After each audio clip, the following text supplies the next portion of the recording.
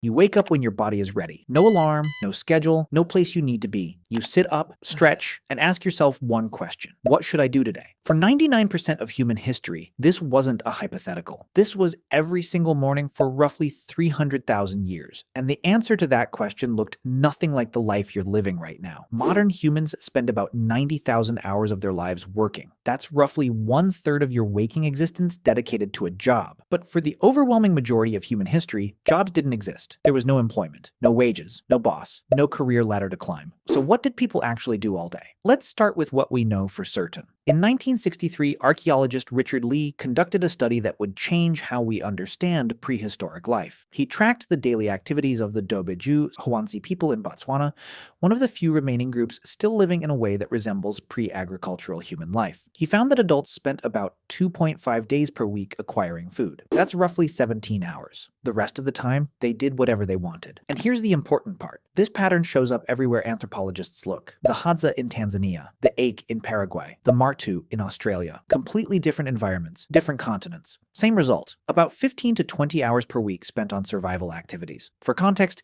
you probably work twice that. Now, some of you are thinking, but those are modern people.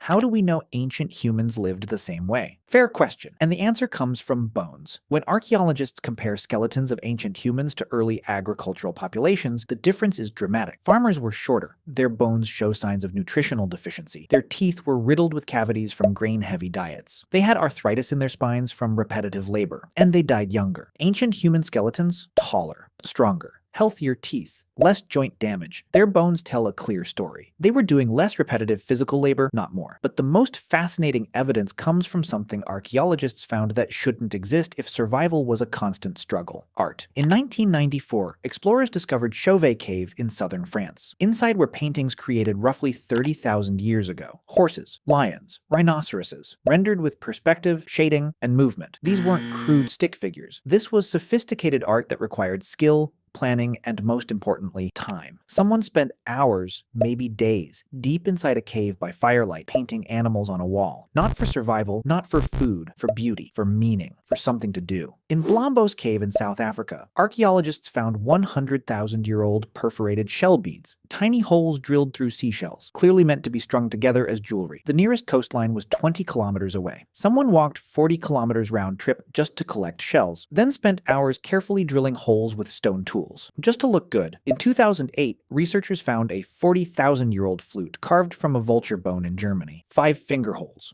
perfectly spaced. Whoever made this understood music, they understood pitch, and they spent significant time crafting it. Not for hunting, not for defense, for music. These aren't isolated finds. Across Europe, Africa, and Asia, archaeological sites from 100,000 years ago onward are filled with evidence of decorative objects, carefully crafted tools far more elaborate than necessary for survival, and items that required hours of focused work with no immediate practical benefit. This is what people did when they weren't securing food. They created. They decorated. They made things beautiful. So let's reconstruct a day. You wake up around dawn. The fire from last night is still smoldering. Someone adds wood. You eat leftover meat or fish from yesterday. Maybe some nuts or berries collected the day before. Breakfast is social. People talk. They plan loosely for the day. Not because they have to, because that's what humans do. Around mid-morning, a small group might leave to hunt or gather. But here's the key. You don't go every day. If the hunt was successful 2 days ago and food is stored, you might not leave camp at all. You might spend the morning working on tools, sharpening a spear, weaving a basket, scraping an animal hide to make it soft and usable. This isn't work in the modern sense. There's no clock, no supervisor. You do it because competence matters, because being skilled earns respect, because making things well is part of being human. If hunting happens, it's not the frantic chase you see in movies. Humans are persistence hunters. We track animals at a steady jog for hours until they overheat and collapse. We're the only species that can do this effectively because we can sweat and regulate our body temperature while running. Most animals can't. So we outlast them. The hunt might take 3 to 6 hours including travel. Then the animal is carried back and butchered. Everyone eats. And by early afternoon, the productive part of the day is essentially over. What happens next is what modern people find hardest to understand. Nothing and everything. People rest. They sit in the shade and talk. They play with children. They groom each other, picking through hair, reinforcing bonds. They make jewelry from shells or beads or animal teeth. They carve designs into bones or stones. They nap. Anthropologist James Sussman documented that among the Juhwansi, adults spend roughly 6 hours per day in what he called social time. Not working, not sleeping, just being with other people, talking, laughing, telling jokes, because in a world without money or police or written contracts, your survival depends entirely on your relationships. If people don't like you, they don't have to share food when you're hungry. So you invest enormous amounts of time in those bonds, not because it's productive, because it's how humans stay human. Then the sun sets, and this is when something remarkable happens. In 2014, anthropologist Polly Wiesner analyzed hundreds of hours of conversation recordings from the Zhu Huanzi. During the day, conversations were practical: who saw animal tracks where, which plants were ready for harvest, complaints about someone not sharing fairly. But at night, around the fire, 81% of conversations shifted to stories. Myths about how the world began, tales of ancestors who did impossible things, jokes that made everyone laugh, adventures from far away. Wiesner argued that this is where human culture was actually born. Gods, spirits, the past, the future. Things you can only think about when your stomach is full and you're safe. And people didn't go to sleep and stay asleep the way you do now. Historical records from medieval Europe and sleep studies from the 1990s confirmed that before artificial light, humans slept in two phases. First sleep for about 4 hours, then a wakeful period of 1 to 2 hours in complete darkness, then second sleep for another 4 hours. So here's what a full day looked like. About 4 to 6 hours securing food or making tools. About 6 hours in social interaction, storytelling, grooming, playing. About 8 hours sleeping in 2 separate phases, and the rest resting, sitting, watching clouds, doing nothing in particular, existing without needing to justify your existence through productivity. Then, about 10,000 years ago, something changed. Humans in the Fertile Crescent began planting seeds and domesticating animals. Agriculture. And agriculture is a trap. Once you start farming, you can feed more people.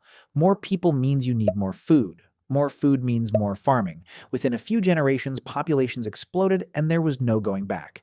Because now there were too many mouths to survive by hunting and gathering. You were locked in. And farming required far more labor.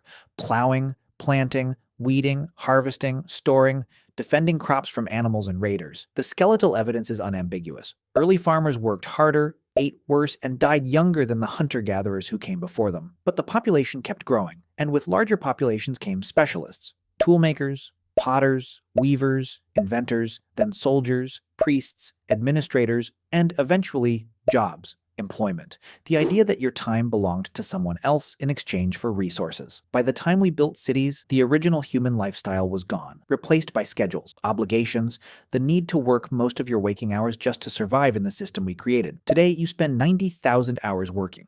Your ancestors spent way less. You sleep in one block and call waking up at 2 a.m. insomnia. They slept in 2 phases and used the middle hours for reflection. You spend your life chasing an illusion of greatness, achievements, wealth, and success by standards society invented. They woke up every morning already free, already enough, and at peace with nothing to prove to anyone. They didn't need to become successful. They were already living the life you're working your entire existence to retire into. You make art if you can find time after your job. They made art because they had time, and that's what humans do. We're not a different species, but we live so differently from how humans lived for 99% of our existence that we might as well be. We traded freedom for food security, leisure for population growth, time for productivity, and most of us have no idea what we gave up, because we never knew it was there.